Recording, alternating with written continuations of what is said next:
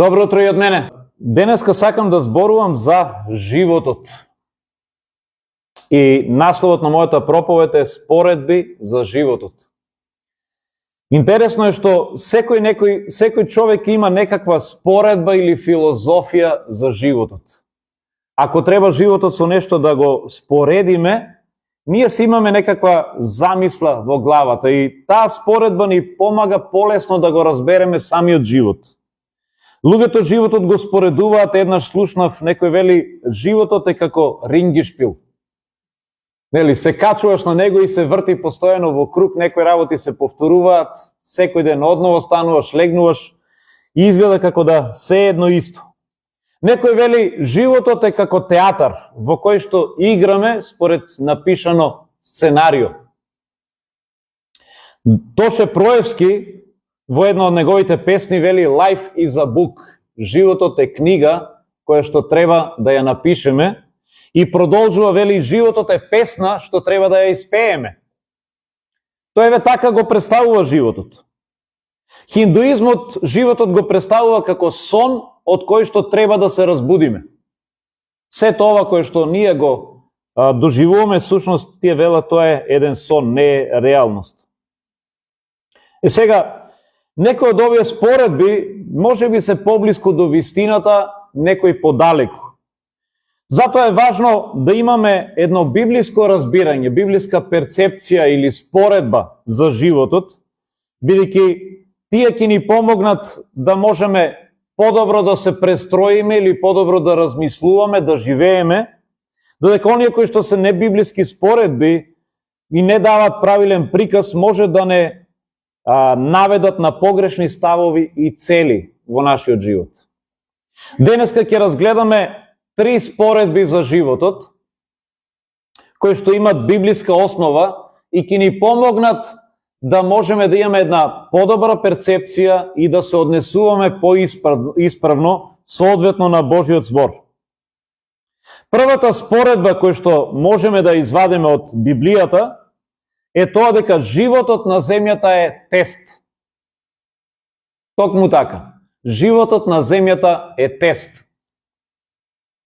Ако читаме во Јаков 1 глава, 12 стих, вели блажен е оној човек кој што ќе го издржи искушението или тестот, бидејќи откако ќе биде проверен, ќе добие венец на животот што Господ им го ветил на оние кои што го љубат.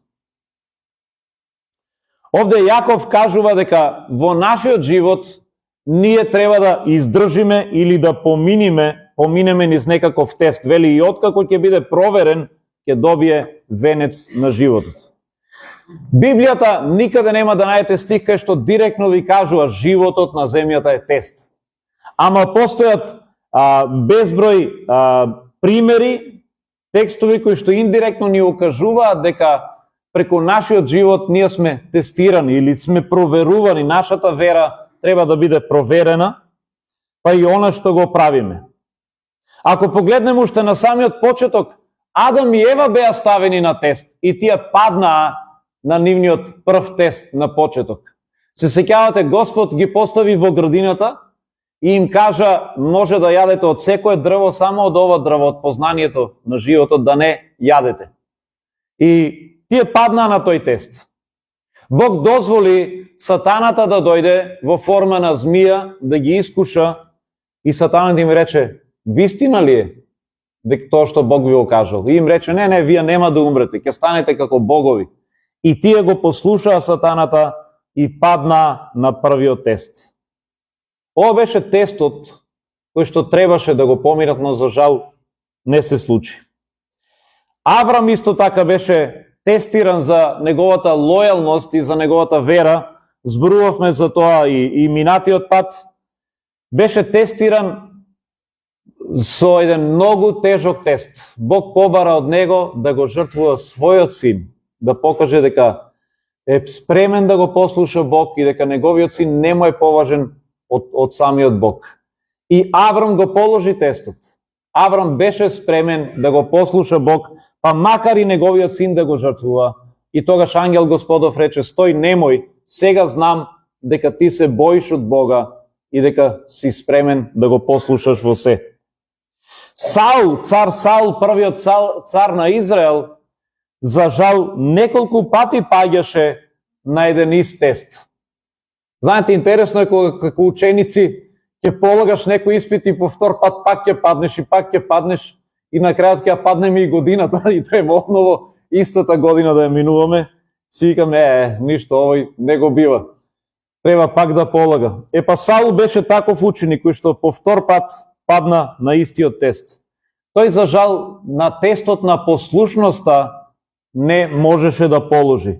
Во првата прилика кога му беше кажано да го чека Самуил како пророк, тој не беше спремен да го чека до крај, туку избрза и принесе жртва уште пред тој да дојде. Потоа му беше кажано кога ќе ја победи битката, кога ќе ја добие да уништи се, па дури и животните и се, и непријателите, но тој реши да си задржи нешто од тоа нешто и не ги уништи. Оние најдобрите животни си ги задржа. Цар Давид, ако читаме, падна на тестот на моралноста, кога легна со туѓа жена. Јас догледа Вирсавеја, му се допадна, ја повика кај себе си и спиеше со неја. И гледате, на еден или друг начин, ние имаме тестови во нашиот живот на кои што поминуваме или паѓаме. И овие тестови, ако треба да ги наречеме, да ги представиме како некако вид на предмети, како што имаме математика, биологија, физика, имаме така и предмети во нашиот живот кои што треба да ги положиме. Некои од овие предмети се нарекуваат моралност. Друг предмет кој што треба да го положиш или на кој што паѓаш е можеби дарежливост. Еден од предметите на кој што често пати паѓаме или ни е тешко да го положиме е простителност. И сите овие се предмети кои што Бог ни животот одново и одново ќе ни дава прилики да ги положиме, се додека не ги положиме. На некој од нив паѓаме по неколку пати, нели? Се сопнуваме и одново велиме, Господе, молам те следниот пат дај ми сила да не го направам истото. И колку сме среќни кога ќе го положиме тестот, колку сме среќни кога ќе кажеме, овој пат, Господе, можев да простам, овој пат можев да дадам, овој пат, Господе, не гледа во туѓа жена. Се научи веќе да си го контролирам мојот ум. Сега ќе видиме дека целиот наш живот е едно училиште кое што има содржи тестови. Бог ни секојдневните околности понекогаш ја тестира твојата вера низ проблемите кои што ќе дојдат. Колку ние му веруваме на Бог кога ни е тешко. Бог ја тестира твојата надеж во Бог на начинот на кој што управуваш со твојот имот и со твоите пари. Дали се надеваш на Бог или на богатството. Бог ја тестира твојата дарежливост со тоа што понекогаш ти праќа луѓе кои што се во потреба.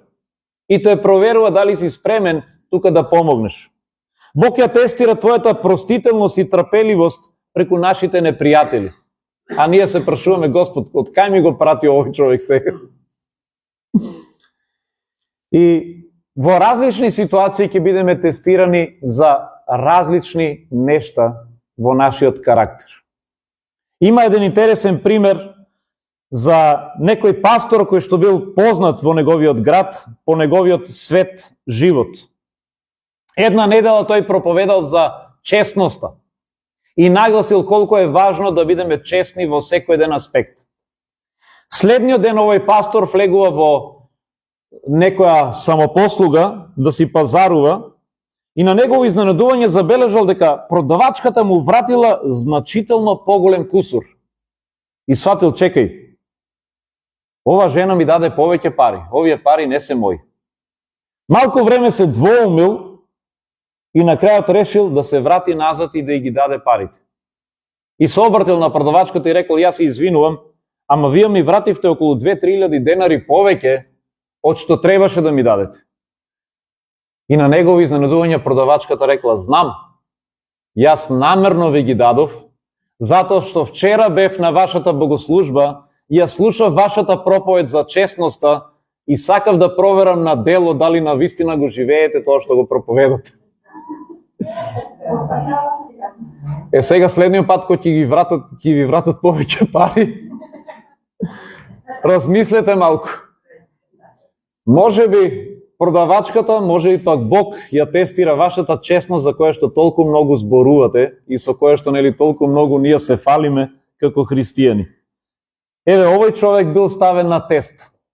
Тој зборувал за честноста и ние знаеме дека тоа треба да е одлика на христијаните, но кога ќе дојдеме во ситуација да ја покажеме честноста на дело, дали сме спремни да го вратиме вишок од пари?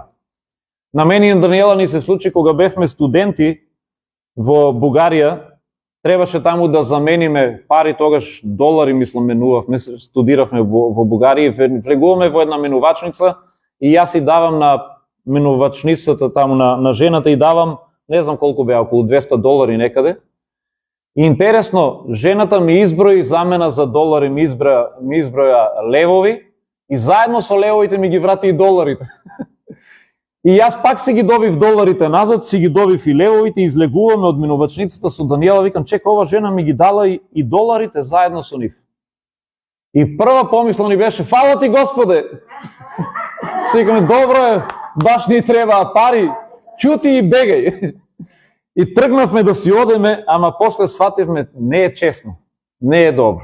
Сега, може би жената нема ни да знае дека на нас ги дала, па ќе се чуди од каде и фалат, ама замислете, ова жена може би ќе ја загуби работата заради тоа нешто. И решивме да се вратиме назад и кажавме она, леле, фала ви многу, моја грешка. Но ние покажавме честност. Дали оваа жена знаеше дека сме христијани или не е важно.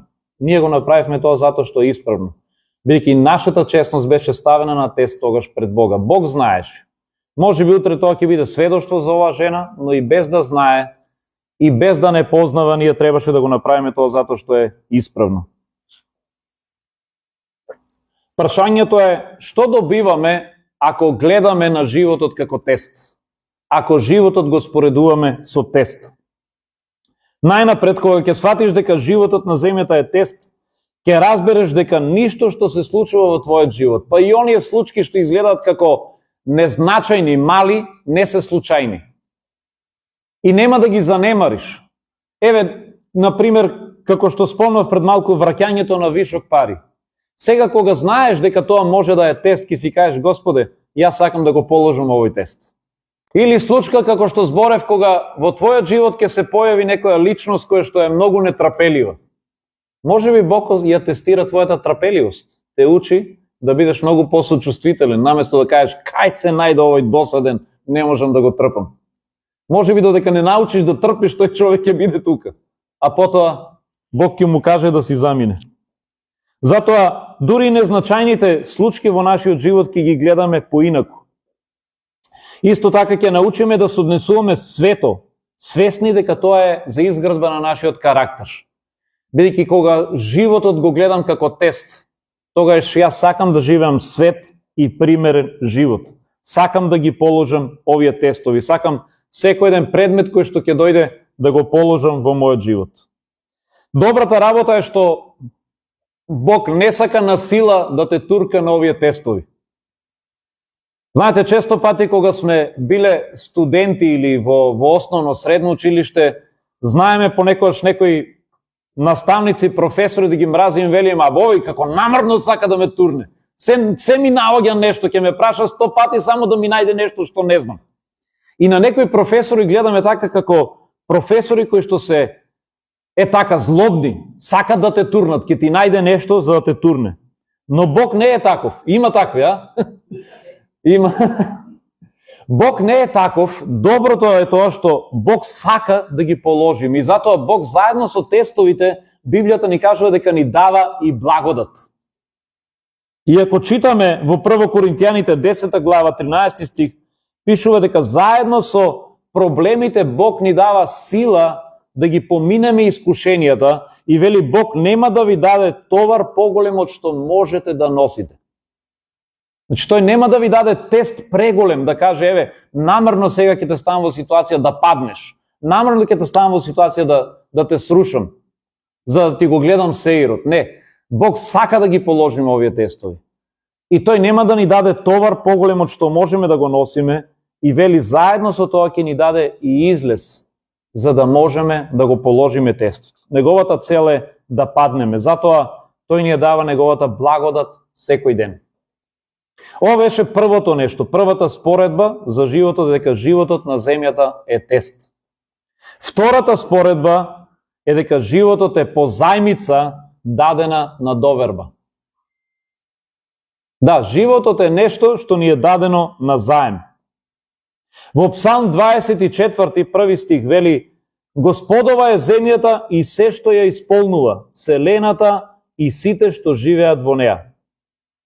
Значи, Библијата ни кажува дека се што имаме, па дури и самиот наш живот, нашето здравие, пари, куќа, нашето време, енергија, нашата интелигенција, па и самиот живот се дар од Бог. Тие не се наши, не припаѓаат на нас. Тие ни се дадени како позајмица. И кога Бог ни ги дава како позајмица, ние сушност сме само управители или настојници, но не сме собственици на животот и на оно што го имаме. Ова идеја, ако гледаме уште од самиот почеток, се провејува низ Библијата. Бог Адам и Ева, кога ги постави во градината, тој ги постави што да прават? Да управуваат со градината. Тој ги постави како управители. Особено ова е присутно во Новиот Завет, во параболите на Господ Исус. Ќе видите дека во многу од параболите Бог, тоест Господ Исус, нас не споредува со настојници, со управители. Читајте параболата за работниците на лозието, кои што биле исто наградени. Читајте параболата за доверените таланти, за кои што кога се враќа Господарот дава отчет. Ајде да видам што си направил со тоа што сум ти го дал. Читајте параболата за досетливиот управник, кој што стекнал пријатели со туѓо богатство. Пишува во Лука 16 глава. Или пак верниот слуга кој што добро управувал со имотот на Господарот. Во сите овие параболи се провејува идејата дека ние сме само управители. Нам нешто ни е доверено и Бог ќе бара отчет за тоа што ни е доверено. Па и животот ни е доверен. И Бог еден ден ќе бара отчет за нашиот живот. Затоа велам, една библиска споредба за животот е дека животот е позајмица даден на доверба. И што добиваме ако гледаме на животот како позајмица? Прво, кога би го разбрале животот, со се што го имаме, со секој најздив, со се што поседуваме, дека е само позајмица, ние не би се гордееле толку за оно што го имаме и за нашиот живот. Не би се ударале луѓето во граѓите да кажат: кој? Јас се сум направил со мои раце, ова се е мое, јас го поседувам, знаеш ли јас кој сум? Не би се фалеле толку, бидејќи би сватиле дека всушност се што имаме не е наше. Апостол Павле на едно место прашува во Прво Коринтијаните, вели: има ли нешто што не си примил? И така, ако си примил, зошто се фалиш како да е твое, како да не си примил? Гледате, Павле поставува едно реторичко прашање директно до секој еден и вели: зошто се фалиш? Со работи кои што всушност ти се дадени, ти си ги примил, не са твои. Има ли нешто во животот за што ќе кажеш: ова не сум го примил, ова е од мене? Ја знаете она приказката, има еден пример за тоа кога научниците му се фалеле на Бог дека сега можат и тие самите да направат човек. Рекле: знаеш Боже, тоа ти што кажуваш дека си направил човек од земја и си дувнал здив и си го направил човек. Рекол: сега науката е толку на високо ниво, што можеме и ние да направиме човек. Можеме сега со научни методи да создадеме на вештачки начин човек. И Бог рекол: добро, ајде да видам. И научникот рекол: добро, еве, како што ти направи, првин ќе земеме земја. И Бог рекол: не, чекај. Таа земја е моја, земи си твоја земја. Направи првин земја. Гледате, ние дури и таму, ако и сме стигнали до таму, а не сме, ова е нели само шега, пример, ако сме стигнали до таму да направиме човек од земја, како што Бог направил, повторно ќе ни треба првин да направиме земја, бидејќи и таа земја што ќе ја земеме не е наша, таа е негова. Се што би земале, се што би направиле, тоа е негово. Така да има ли нешто што не сме добиле за да се фалиме? Бог вели: нема. Затоа многу повеќе би ценеле се што имаме, многу повеќе би биле благодарни на животот. Бидејќи сваќаме дека се што имаме, всушност ни е дадено како позајмица.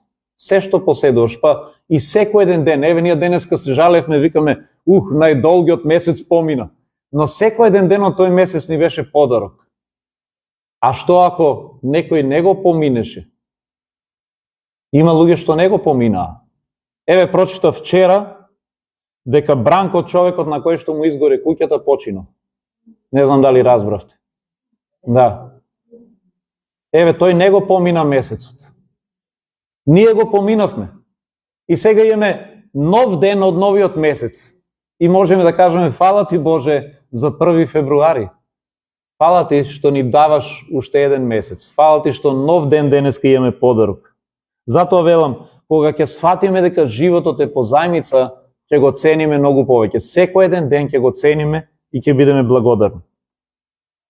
Ние знаеме да кажеме како македонци, кога нешто ти е дадено не е твое, нели не е туѓо, тогаш не мора да се грижиш за него толку, бидејќи ова е туѓо, не е твое.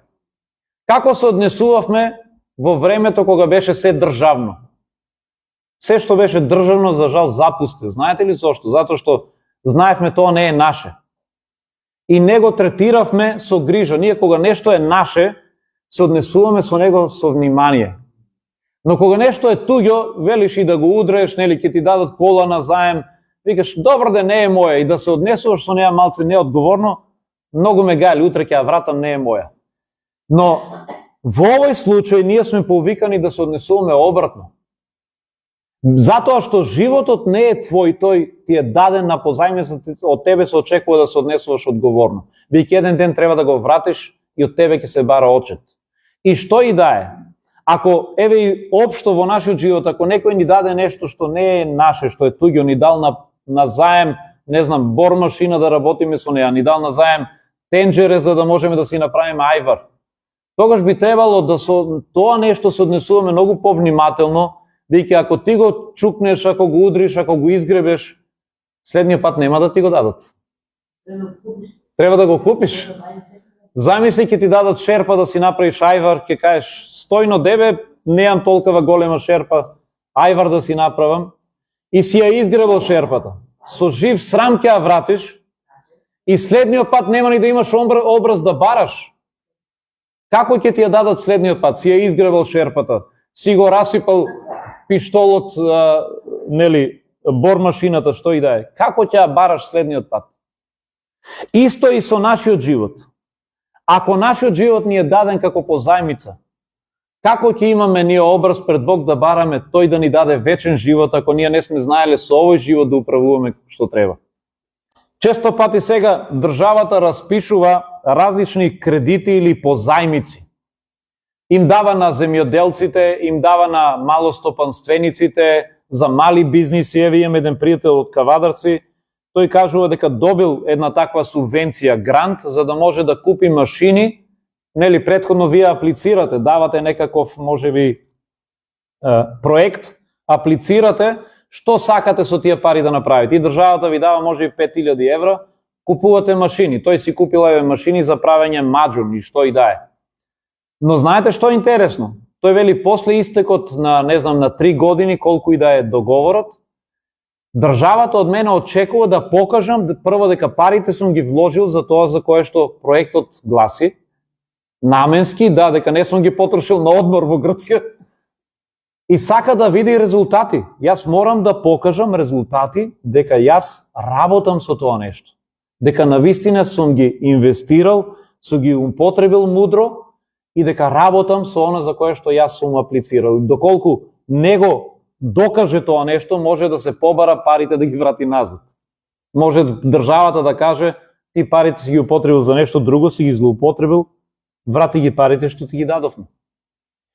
Слично е и во духовна смисла. Ако нас животот и се што ни е дадено како позајмица, еден ден ќе застанеме пред Бога и Бог ќе побара очите, ќе каже, ајде да видам сега што направи со животот и она што ти беше дадено. Како го потроши. Ако читаме во 1 Коринтијаните, 4 глава, 2 стих, И овде сме споредени со управители и Павле вели, а знајте дека од управителите ќе се бара секој да се покаже доверлив. Со други зборови, од нас ќе се бара да покажеме дека правилно сме ги употребили талантите, правилно сме го живееле животот. И прашањето е реторичко прашање, дали ти со твојот живот на вистина живееш онака како што ти е даден? Дали ако денеска треба да му дадеш отчет на Бог, можеш да се оправдаш, да кажеш, Боже, на вистина, животот што ти ми го довери и јас го живеев онака како што ти очекуваше. Или пак го потроши неправилно. И стигаме до третата споредба. Третата споредба за животот е дека животот е привремена задача или привремена мисија. Читавам во Псалм 39, 4 стих. Вели, подсети не, Господи, колко е кратко моето време на земјата, дека моите дни се изброени, за да знам колко е краткотраен мојот живот.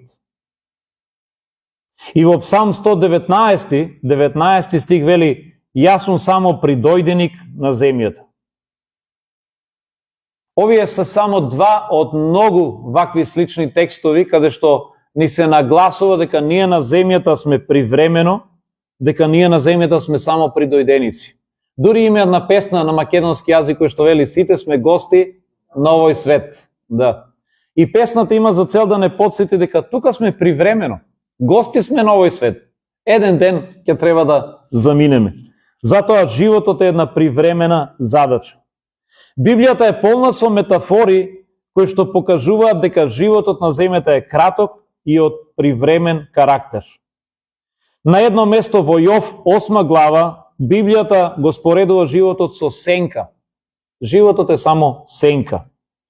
Јаков во 4 глава 14 стих вели дека животот е само пареа.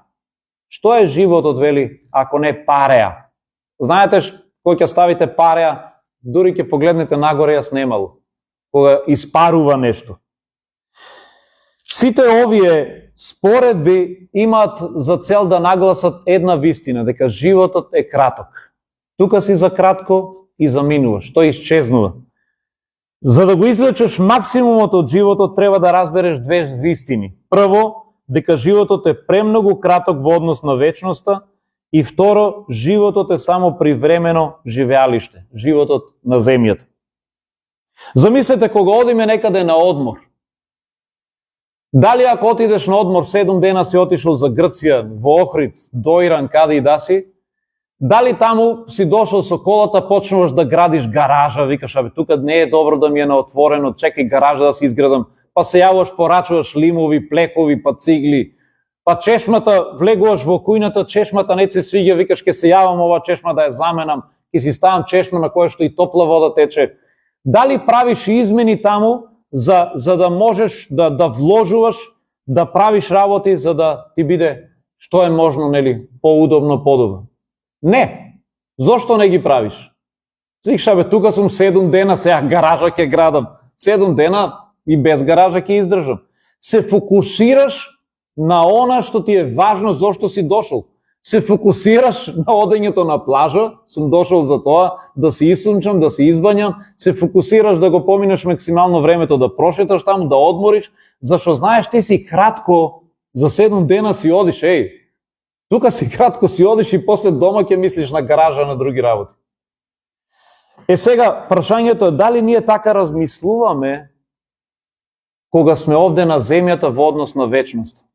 Дали се фокусираме на работите што се поважни или на споредни работи? Често пати, за жал, иако животот на земјата е краток, ние ги запоставуваме работите што се поважни, а се фокусираме на споредни. И верувајте, колку и да изгледа важно, споредни работи на овој свет се дали ќе сме богати или не. Но некои луѓе целиот свој живот се фокусираат да направат што е можно повеќе пари. Богатство, богатство, богатство. А Библијата вели, богатството не можеш да го земеш со тебе. Еден ден сето ова кому ќе му остане? Тоа го кажа Бог на оној што трупаше богатство, веќе се фокусираше на споредната работа, да направи повеќе амбари. И Бог му рече: безумниче, еден ден ќе заминеш, еве уште вечерва ќе ти ја земам душата и сето тоа кому ќе му остане. Она што е важно, на кое што треба се фокусираме, е спасување на души, градење на богугоден карактер. Дали се фокусираме да спасиме една душа повеќе? Дали се фокусираме да кажеме на наш роднина, пријател, кој што не е чул за Исус? Ви спомнав за Бранко, но еве ќе ви спомнам дека пред 2 дена прочитав на Facebook дека починал еден мој сокласник во Штип. Беше објавено на Facebook од еден мој исто така пријател, мој другар, школски другар. И ја видов сликата и си реков: јас на овој човек никош немав прилика да му кажам за Исус. Никош немав прилика да му кажам дека Исус е оној кој што на крстот умре за неговите греови. Да поверува во него и да се спаси. Не знам дали некој во животот е разговарал со него. Но јас таа прилика, еве, ја пропуштив. Не сум имал можност со него да се сретнам, да разговарам. Но имаме можност со еден куп други луѓе секој ден да се видуваме. И Бог ни ги дава тие прилики. Прашањето е дали ги користиме. Бидејќи ние сме овде со една привремена задача. Живееме привремено, животот е краток и заминуваме. Животот на земјата е како печалбарство. Знаете, нашите на времето предци, родители, дедовци, па и сега повторно станува актуелно, одеа на печалба. Но кога одеа на печалба, сега веќе се менуваат работи. Сега ќе заминат на печалба и не се ни враќат, остануваат таму. Ама порано кога одеа на печалба, кога слушаме за нашите печалбари, слушаме дека нивното срце не беше таму. Тие одеа на печалба со цел да заработат нешто пари и нивното срце, нивните мисли беа назад дома, да се вратат назад кај семејството. И тоа беше нивната намера. И ние треба така да размислуваме кога сме овде на земјата, дека ние сме тука привремено. Ако читаме во Филипјаните 3 глава, вели: нашето граѓанство е на небесата, каде што и го очекуваме Спасителот Господ Исус. Нашето жителство не е тука. Ние сме тука странци. Ние сме привремено на оваа земја. Придојденици, така Библијата не нарекува. Тугинци. Зошто сме тугинци? Бидејќи нашиот пасош е небесен. Ние имаме пасош за небесната земја, а овде сме странци. И реков дека третата споредба е привремена задача. Ако е привремена задача, тогаш која е нашата задача за која што сме овде на земјата? Библијата ни дава една многу важна функција. Многу важна и одговорна. Знаете ли како не нарекува? Амбасадори. Колку убаво звучи, нели? Замисли, јас и ти сме амбасадори на земјата. Знаете ли која е улогата на амбасадор? Кога испраќаме амбасадор во туѓа земја, која е неговата улога? Да ја представува оваа земја таму. Ако сме испратиле амбасадор од Македонија во Англија, тогаш тој треба да ја представува Македонија и интересите на Македонија и на македонските граѓани. Тој треба да се грижи за македонците таму, за правата на македонците, треба да ги представува нив нашата земја, нашата култура, и тоа треба да ја представува достоинствено. Имаше пред неколку години еден амбасадор, не знам каде беше, дали во Англија, ама го беа фатиле пијан, беше направил сообраќајка со колата и беше жива брука, кажуваа на вести, македонскиот амбасадор во таа и таа земја, пијан, удрил со кола, го носеле во полиција и ние се фаќаме за глава, викаме: леле Господе, која брука е ова, кој срам за нас. Ако ние сме амбасадори, која земја ја представуваме ние и кого го представуваме? Ние ја представуваме небесната земја, го представуваме небесниот цар. Ние сме негови амбасадори, испратени на земјата да го представиме во вистинско светло. И прашањето е дали тогаш го представуваме во вистинско светло? Дали го представуваме секој пат во најдобро светло? Или Бог гледа одозгоре и вели: леле, ој како ме представува, леле, и си вика: леле, жив срам. Затоа е важно, ако јас и ти сме амбасадори, ова е навистина една, како да кажам, почестена позиција, тогаш би требало и да се однесуваме така, достоинствено. да го представуваме Бог на еден достоен начин. Реков дека животот на земјата е привремена задача. Ние овде на земјата не сме постојани и не треба да се чувствуваме на земјата секогаш удобно. Понекогаш велиме, овој свет како да не сака. Ние се однесуваме да живееме пристојно, честно, свето, ама овој свет некако е се против нас. Не знам дали знаете, но моментално и немоментално тоа е постојано најзагрозената група во целиот свет моментално се христијаните. На годишно ниво околу 100.000 христијани се прогонети и убивани секоја година. Еве како се однесува светот кон христијаните. И се прашуваме зошто светот не мрази. Јован ни го кажува тоа нешто. Вели, не чудете се зошто светот ве мрази. Затоа што вие сте тугинци на овој свет. Вие не припаѓате на овој свет, вели. Бидејќи ние не припаѓаме на овој свет не гледа како свој. И затоа светот не мрази. Една риба не може да се чувствува удобно на суво, нели? Еден орел не може да се чувствува добро затворен во кафес или еден лав. Затоа што не е во својата природна средина. И ние не сме овде во нашата природна средина. Ние сме дојдени на една привремена задача, како мисија. Некои од најголемите херои на верата зборуваат за ова нешто, кои што направиле, да кажеме, многу на овој свет, тие самите зборуваат за себе си дека не можат да се најдат себе си на овој свет како домаќини, туку се гледат како гости. Еден од нив е Аврам, за кој што пишува, нели, дека бил придојденик. Пишува за хероите на верата, ако читаме во Евреите 11 глава. Слушнете што се кажува за нив. Вели, сите овие луѓе за кои што се набројани, и Мојсей, и Аврам, и Давид, и други, вели, умреа верувајки, но не добивајки ги ветувањата, туку само оддалеку ги видоа и ги поздравија. И исповедаа дека се тугинци и придојденици на земјата. Зашто тие кои што зборуваат така покажуваат дека бараат другата тковина. И ако навистина мислат на она од која излегоа, тогаш ќе имаа можности да се вратат. Но не, тие копнеат за подобра, односно небесната. Затоа Бог не се срами да се нарече нивни Бог, зашто тој им приготвил град или место.